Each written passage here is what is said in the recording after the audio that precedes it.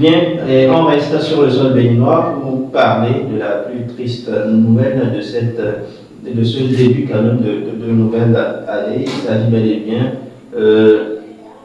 de la mort. Il s'agit de la mort de 3 élèves à l'EPP de Sagaté de Natitengou, meurtre occasionné par une manœuvre maladroite d'une institutrice à son volant. Et d'ailleurs, il y a Matin Libre ici qui nous informe que 3 écoliers ont été tués à la Natitengou. Mauvaise manœuvre de véhicule dans une école publique de Dassagaté. Et Arim Lassissi, je commence encore par vous. Qu'est-ce que cela vous inspire? Nous avons, en de pareilles circonstances, moi, je perds souvent mon latin parce que nous avons des morts d'hommes. Des morts d'enfants. Il y a eu des morts d'hommes, des enfants en plus, que nous déplorons actuellement sur cette note triste. J'ai noté le drame à Dassagaté, Natitengou, où Suchan il y a au total 8 écoliers qui ont été touchés, qui ont été percutés, et 3 qui automatiquement qui morts dans cet état-là, dans ces conditions, et les autres toujours à l'hôpital, parce que c'était très blessé également. Et mon père, naturellement, a disparu. Et courage à leurs parents. Courage, vraiment de courage à ses parents. Mais ça pose en même temps un autre problème dans nos écoles. Ça va poser le problème de budget et ça va poser le problème de disponibilité. Disponibilité dans ce sens que on a besoin, parfois vous voyez des écoles qui ne sont pas clôturées du tout.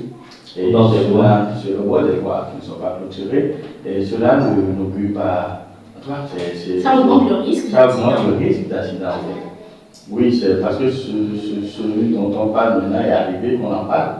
Et il y a certainement d'autres trucs dont nous n'avons pas entendu parler parce que justement le drame n'était pas à cette envergure-là.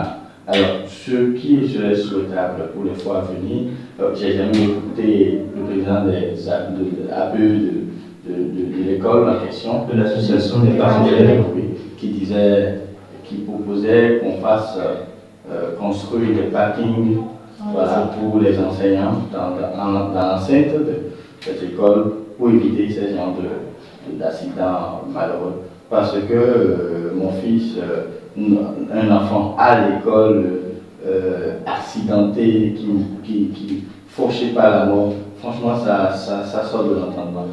Mais il va falloir protéger nos enfants qui vont à l'école. Et ça, il va de l'intérêt de nous tous. Donc, on va penser au budget, et dans le budget, on va prévoir justement, c'est vrai qu'il y a beaucoup de choses qui se font déjà, mais on pensait également dans le budget et prévoir la construction de ce parking-là, qui serait peut-être éloigné même des salles de classe. Parce que, mais pour la dame, on a appris aux dernières nouvelles qu'elle a été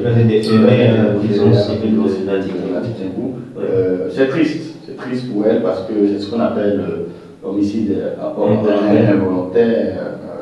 Les juristes parleront d'homicide involontaire. Mais là, c'est quelque chose, je le disais en off, c'est quelque chose qui peut arriver à tout le monde.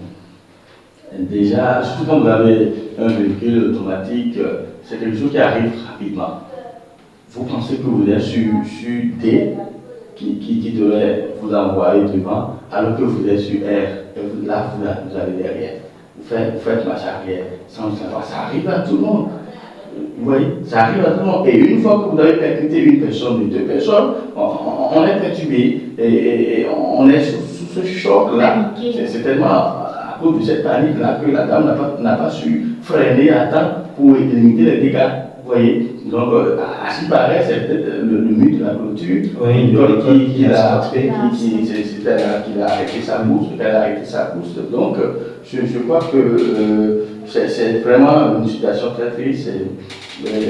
Beaucoup de courage même à la famille, la dame également, et ainsi que les enfants qui sont partis de cette façon, dans cette condition.